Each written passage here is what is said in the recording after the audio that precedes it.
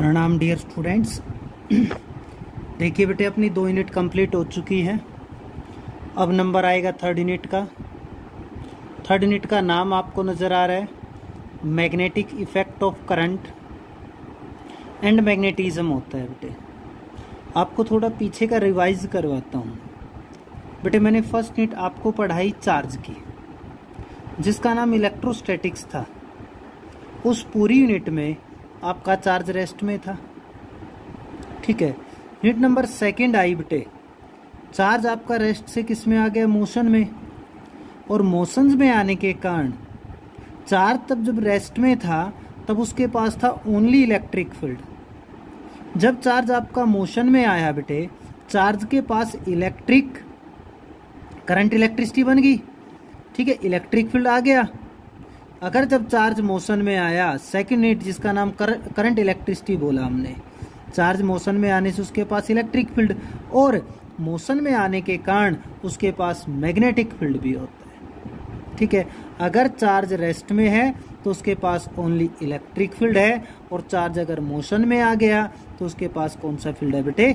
Magnetic field है, ठीक है। तो मैग्नेटिक फील्ड के बारे में बताएंगे सारा कंप्लीट। अब जो अपने पास third unit magnetic effect of current and magnetism है, इसका जो फर्स्ट चैप्टर हम पढ़ाते हैं उसका नाम बेटे मूविंग चार्ज एंड मैग्नेटिज्म, ठीक है। मूविंग चार्ज और मैग्नेटिज्म पहला चैप्टर है इसका, वो पढ़ा रहे हैं आपको। देखिए क्या है, सबसे पहले इसके ऊपर जिस साइंटिस्ट ने वर्क किया उसका नाम था ओरेस्टिड। ओरेस्टिड ने बिल्कुल सिंपल सा एक्सपेरिमेंट किया। क्या किया बेटे? ये एक वायर है जिसमें से करंट पास हो रहा है, ठीक है। इसके ऊपर क्या लेके आया बेटे? वो कंपास निडल। अब कंपास निडल सबको पता होगी क्या होती है, जो मैग्नेटिक फील्ड के बारे में बताती है, डिफ्लेक्शन देती है। जैसे ही वायर जिससे करंट पास हो रहा था उसके ऊपर कंपास निडल लेके आया तो बेटे उस कंपास निडल ने डिफ्लेक्शन दी, नीचे ले गया, डिफ्लेक्शन दी। उसने क्या किया? करंट की डायरेक्शन चेंज करके देखी, पॉजिटिव नेगेटिव टर्मिनल चेंज करके देखे तो क्या देखा? जो आपकी कंपास निडल डिफ्लेक्शन दे रही थी वो अपोजिट डायरेक्शन में डिफ्लेक्शन देना स्टार्ट कर रही। इसका मीनिंग उसने बताया कि वायर जिसके अंदर से करंट पास होता है उसके चारों तरफ क्या मिलता है बेटे? मैग्नेटिक फील्ड मिलता है। किसने बताया था? ये ओरेस्टिड ने बताया था, ठीक है। और ज्यादा एक्सप्लेन करेंगे आगे मैग्नेटिज्म में। अच्छा, इसके बाद साइंटिस्ट एम्पियर आ गया बेटे। एम्पियर ने क्या रूल दिया? एम्पियर ने जो रूल दिया उससे पहले मैं आपको स्नो रूल बताऊंगा बेटे। इफ करंट विल पास, क्या बताता है बेटे? If current will pass from south to north, अगर करंट पास हो रहा है साउथ से नॉर्थ की तरफ, क्लियर हुआ? करंट पास हो साउथ से नॉर्थ, देन क्या होगा बेटे? Then north pole will deflect towards west. बेटे सब कुछ इसमें लिखा है, मैंने सब कुछ लिखा हुआ है। स्नो का मीनिंग है करंट चला है साउथ से किसकी तरफ? नॉर्थ की तरफ, ठीक है। यहाँ उल्टा लिखना है, ये साउथ पोल है और इसको क्या मानना? नॉर्थ पोल, ठीक है। करंट चला है साउथ से नॉर्थ की तरफ, ऐसे चला बेटे। तो जो ये नॉर्थ पोल है ये ऑलवेज डिफ्लेक्ट होगा। देखो बेटे, east west north south, clear. ये वेस्ट डायरेक्शन में डिफ्लेक्ट होगा। अगर वेस्ट ऊपर है तो ऊपर की तरफ डिफ्लेक्ट हो जाएगा, नीचे है नीचे की तरफ डिफ्लेक्ट हो जाएगा, ठीक है। तो वेस्ट का है ऊपर, तो नॉर्थ पोल किधर डिफ्लेक्ट होगा? Towards waste. इसको क्या बोलते हैं? Snow rule. इसी को देखते एम्पियर ने अपना रूल दिया, एम्पियर स्विमिंग रूल बोलते हैं। इसने क्या रूल दिया? सुनिए बेटे, कोई मैन स्विम कर रहा है, तैर रहा है, तो इसके पैर है ना, इधर ये पैर है। अगर करंट पीछे से एंटर हो, पैरों से एंटर हुआ, और आपका जो हेड है हेड से लीव करे, मतलब करंट आप जैसे लेट रहे हो, ठीक है, तैरते हैं बेटे, लेट रहे हैं हम, करंट पास हो अपने कहाँ से? लेग से, और लीव कहाँ से करे? हेड, मतलब साउथ से किधर गया बेटे? North. Then north pole will deflect towards, बेटे कौन सा हैंड है इसका? जब हम तैरते हैं तो बेटे उल्टे होके तैरते हैं, उल्टा, सीधे नहीं, उल्टे। तो अपना जो लेफ्ट हैंड आएगा वो ये लेफ्ट हैंड है। या नॉर्थ पोल जो है वो किसकी तरफ डिफ्लेक्ट होता है, टुवर्ड्स लेफ्ट। इसको इसने किसका नाम दिया, एम्पियर ने इसका नाम बोला एम्पियर स्विमिंग रूल। तो बेटे क्लियर हुआ। ओरेस्टेड, तो ये अपने मैग्नेटिक फील्ड के बारे में 2 रूल है, ठीक है। सबसे पहले मैग्नेटिक फील्ड का जो काम किया था ओरेस्टेड ने, उसके बाद ampere swimming rule, snow rule से भी हम इसको जानते हैं। इसके बाद अपने पास आता है बेटे मैग्नेटिक फील्ड। मैग्नेटिक फील्ड क्या होता है, जैसे मैंने कहा ये वायर है, करंट पास हुआ, इसके चारों तरफ मैग्नेटिक फील्ड होगा। वो कहाँ तक है, उसका इफेक्ट हम कहाँ तक फील कर सकते हैं, वो जो एरिया है उस एरिया में क्या होता है बेटे, magnetic field. The space around the current carrying conductor in which its effect can be measured. उसका इफेक्ट हम मेजर कर सकते हैं, फेल्ट कर सकते हैं, या मैग्नेट बोल सकते हो। मैग्नेट के चारों तरफ जहाँ तक उसका इफेक्ट होता है उस एरिया को हम क्या बोलते हैं बेटे, मैग्नेटिक फील्ड। अच्छा, ये कहते हैं कोई चार्ज पार्टिकल है, ठीक है, चार्ज पार्टिकल है, वो किस में रखा हुआ है, मैग्नेटिक फील्ड में। क्लियर। आप मान लीजिए चार्ज पार्टिकल इधर ट्रेवल कर रहा है, इधर जा रहा है, किधर भी मान सकता हूँ, मैंने माना इधर ट्रेवल कर रहा है विद वेलोसिटी v। तो बेटे वो चार्ज पार्टिकल मैग्नेटिक फील्ड में एक फोर्स एक्सपीरियंस करता है, और वो फोर्स कितना लगता है बेटे, QVB sin theta. Clear. A charge particle will experience a force in magnetic field is QVB sin theta. आपको पता है साइन थीटा जो है ये क्रॉस प्रोडक्ट होता है। क्रॉस किसके बीच में आता है, 2 वेक्टर के बीच में आता है, और यहाँ पर जो वेक्टर क्वांटिटी है वो वेलोसिटी और मैग्नेटिक फील्ड दोनों है। तो बेटे इनके बीच में एंगल आ गया। अब फोर्स जो बताया, इसकी डायरेक्शन अगर आपको देनी है तो डायरेक्शन दी जाती है right hand screw rule, right hand thumb rule, दोनों का नाम बता देते हैं। दोनों चीजें, राइट हैंड स्क्रू रूल भी होता है, राइट हैंड थंब रूल भी होता है। क्या है, जैसे फॉर एग्जाम्पल हमने कहा बेटे, अच्छा दूसरा, ये चार्ज कैसा है, अभी जो मैंने माना पॉजिटिव चार्ज है, ठीक है। तो इसके लिए देखिए, ये कहता है अगर V से किधर जाता है B। देखो बेटे, अगर मैं अपने हाथ को रखता हूँ, दिखाई दिया ऐसे, ठीक है, उंगलियां नीचे से ऊपर जा रही, नीचे से ऊपर आएगी ऐसे, ये कौन सी डायरेक्शन, एंटी क्लॉकवाइज। देखो ऐसे एंटी क्लॉकवाइज हो गया।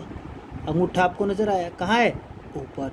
इसका मतलब अगर charge particle, positive charge particle anti clockwise direction में है तो फोर्स कहाँ है, अपवर्ड।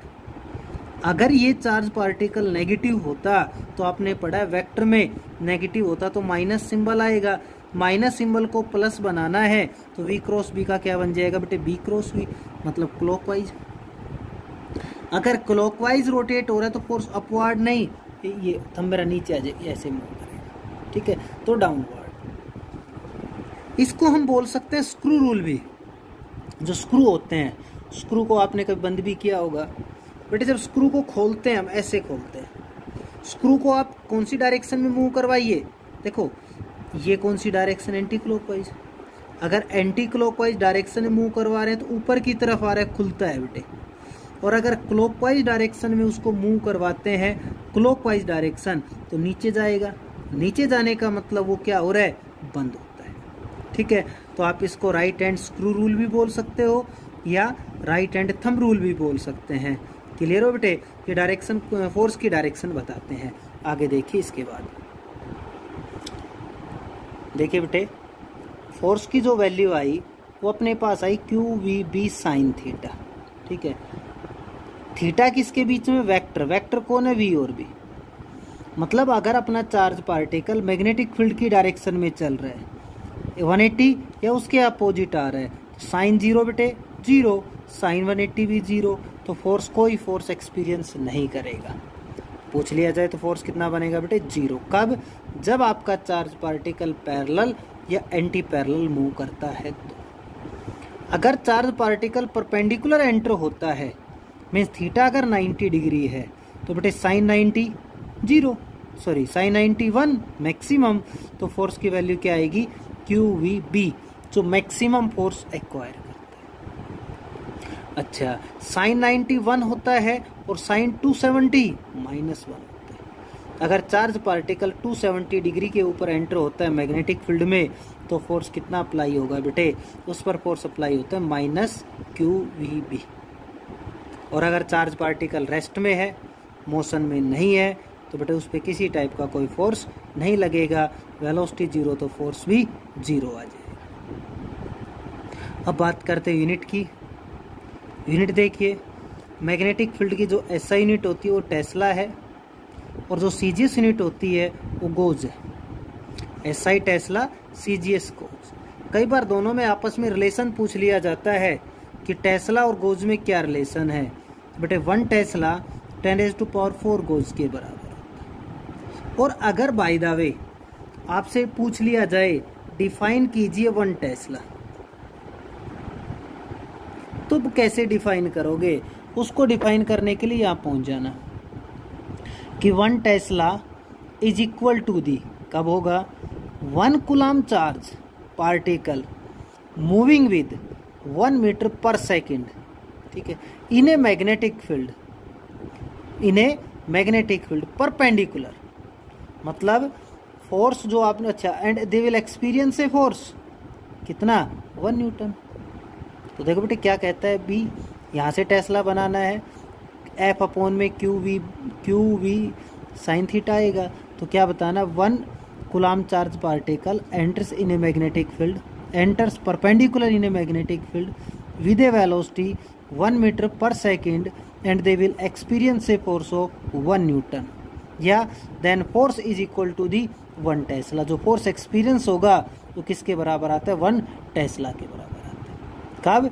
1 कूलम का charge particle 1 meter per second से परपेंडिकुलर मैग्नेटिक फील्ड में आता है, तब आप जो फोर्स एक्सपीरियंस होगा वो कितना होता है, 1 टेस्ला। अब देखिए क्या लिखा है बेटे मैंने कि जो अर्थ है, अर्थ का जो मैग्नेटिक फील्ड है रफली पूछ लिया जाए कितना होता है, तो वो आएगा 3.6 × 10⁵ Tesla. Magnetic field of earth की बात करते हैं तो आंसर आएगा 3.6 × 10⁵ टेस्ला। ये दोनों क्वेश्चंस पढ़िए, क्या लिखा है बता दिया। वैसे अगर चार्ज रेस्ट में है तो वहां पर ओनली कौन होता है, इलेक्ट्रिक फील्ड, आपको बताया, मैग्नेटिक फील्ड नहीं होता है। और अगर चार्ज पार्टिकल मोशन में है, चार्ज पार्टिकल अगर मोशन में है तो उसके पास बेटे इलेक्ट्रिक फील्ड भी होता है as well as magnetic field भी होता है। दोनों सोर्स ऑफ चार्ज, दोनों फोर्स लगते हैं, इलेक्ट्रिक फोर्स भी लगेगा और मैग्नेटिक का, अगर चार्ज पार्टिकल किसमें, मोशन में, मतलब इलेक्ट्रिक फील्ड भी होता है वहां पर और मैग्नेटिक फील्ड भी होगा। देखिए आगे, इसके बाद लॉरेंज फोर्स आता है अपने पास। लॉरेंज फोर्स क्या है? Lorentz force is the sum of electric और मैग्नेटिक फोर्स। अभी हमने कहा चार्ज पार्टिकल मूव करे इलेक्ट्रिक से भी और मैग्नेटिक से। इलेक्ट्रिक से आपको पहले पढ़ाया किसमें, फर्स्ट यूनिट में, QE फोर्स लगता है, और मैग्नेटिक में आप पढ़ाया बेटे फोर्स कितना लगता है, Q × V क्रॉस B। अगर दोनों को कंबाइन कर दूं मैं तो चार्ज बाहर आ गया, ये बन गया बेटे E + V क्रॉस B, ठीक है, ये आता है। अब इसमें एक चीज और सुन लीजिए, electric force on charge particle, electric force अगर चार्ज पार्टिकल पे लग रहा है तो वो एक्सेलरेट और रिटार्ड करता है चार्ज पार्टिकल को। बेटे आपको पढ़ाया था इलेक्ट्रिक फील्ड का मतलब होता है एक पॉजिटिव प्लेट है एक नेगेटिव। फॉर एग्जांपल ऊपर से एक इलेक्ट्रॉन आया, इलेक्ट्रॉन पे नेगेटिव चार्ज, ये पॉजिटिव उस नेगेटिव को अट्रैक्ट करेगा, ये नेगेटिव इस नेगेटिव को रिपेल करेगा, तो धीरे धीरे उसकी स्पीड कम होती आएगी और वापिस से चलना स्टार्ट कर देता है। स्पीड कम होगी उसको बोलते हैं रिटार्डेशन, और दोबारा इंक्रीज हो जाएगी तो उसको बोलते हैं एक्सेलरेट। या पॉजिटिव चार्ज पार्टिकल एंटर होता तो पॉजिटिव पॉजिटिव को रिपेल करता, नेगेटिव पॉजिटिव को अट्रैक्ट करता, स्पीड इंक्रीज हो जाती, उसको बोलते हैं एक्सेलरेट। अगर वहां पर ओनली मैग्नेटिक फोर्स है ऑन ए चार्ज पार्टिकल तो बेटे उसकी स्पीड चेंज नहीं होगी, स्पीड चेंज नहीं होगी, केवल उसका पाथ चेंज हो सकता है। जरूरी पाथ चेंज हो सकता है, पाथ में वेरिएशन आती है, ठीक है, चार्ज पाथ को डिफ्लेक्ट कर सकता है बट स्पीड चेंज नहीं होती है। इसका एक छोटा सा न्यूमेरिकल देखिए और आज का काम खत्म बेटे। A proton is moving in magnetic field of, बेटे बी की वैल्यू दी है ये, ठीक है। किस वेलोसिटी से ट्रेवल कर रहा है, 2 × 10⁵ I मीटर पर सेकेंड पीछे। कैलकुलेट द फोर्स, बेटे फोर्स का फॉर्मूला आपको पढ़ा है, वेक्टर, ये वेक्टर की डायरेक्शन देखो, वी क्रॉस भी कर ले। देखिए बेटे q as it is, q कितना है नहीं दिया, प्रोटॉन दिया, प्रोटॉन का चार्ज, वी की वैल्यू 2 × 10⁵ I कैप इनटू में बी की value 2I cap plus 3J cap. अब बेटे समझिए 1.6 × 10⁻⁻19, देखो आई कैप को जब आई कैप के साथ क्रॉस करेंगे तो आंसर 0, तो आई कैप किसके साथ क्रॉस होगा, जे, तो 6 × 10⁵ I क्रॉस जे बन गया बेटे। और आपको पता अगर है ये हो जाएगा 1.6 × 6 × 10⁻⁻14 आ जाएगा बेटे। आई क्रॉस जे कौन होता है, के कैप, ये फोर्स आ गया के कैप, और इनटू में बाहर क्या लिख देना, न्यूटन, क्योंकि फोर्स की यूनिट क्या होती है, न्यूटन। बेटे आज का आपका काम है जो इसके न्यूमेरिकल बुक में दिए हुए हैं वो सारे न्यूमेरिकल करने हैं, जो प्रॉब्लम आती है मेरे पास मैसेज सेंड कीजिए।